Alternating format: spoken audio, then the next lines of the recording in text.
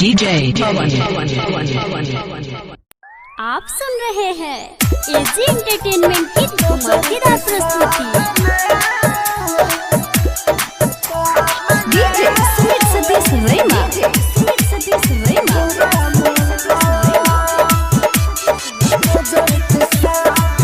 Mix by AG recording studio. दर दर खत्म में ठोकर छोड़ल बना के बड़ो कर दर दर खत्म में ठोकर छोड़ल बना के बड़ो कर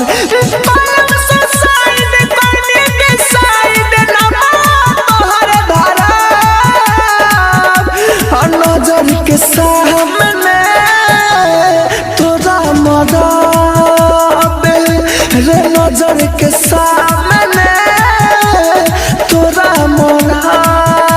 mix by AG recording studio.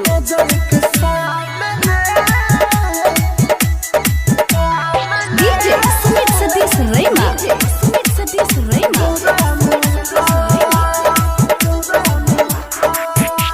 बढ़ल परेशानी कैसे जियतानी ए जानी ले हमारी रे दुख देली ढेरे रे हमके अनेरे रे कोइले नहीं कमी रे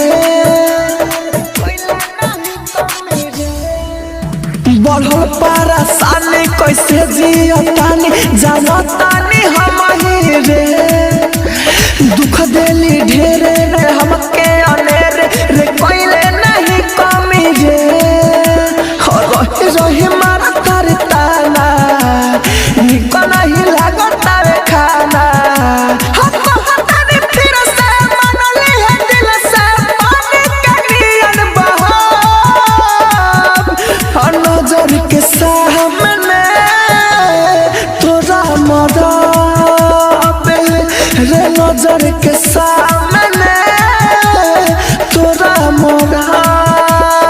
आप सुन रहे हैं एजी एंटरटेनमेंट की धमाकेदार प्रस्तुति।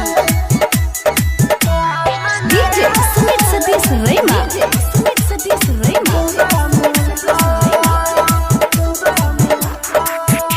राहुल राजधानी के सगरो नादानी के फेरो न देख पाइबू अमित आशिक से पूछली हा ठीक से अब नानी रख पाइबू